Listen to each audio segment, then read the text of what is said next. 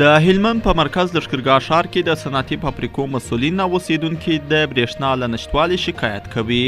د صنعتي فابریکو مسؤلین وایي له هغه وروسته چې برېښنا یې پرې سوې په تولیداتو کې کموالی راغلی دی.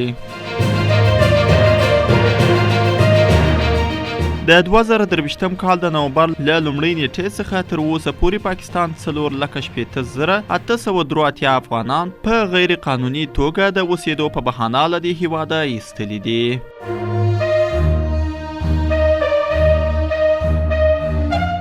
د غور د اطلاعات و کلتور رئیس وایي چې د تېرې شپې واورې ورېدو له امله د غور کابل لویه لاره د بکک کوتل سیمه کې د ترافیکو پر مخ تړل سوې ده.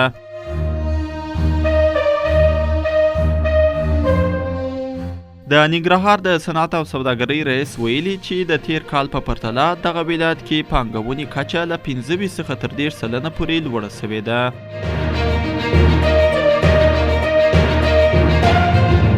د بنګلاديش لومړی وزیر شیخ حسیني د څلورم ځل لپاره ټاکنې وګټلې. حسیني او ګوند یې عوامي لیگ او ټلوالې له 300 پارلماني څوکیو څخه لږ تر لږه 152 وګټلې چې په دې سره به 15 کاله نور هم په واک کې پاته سي.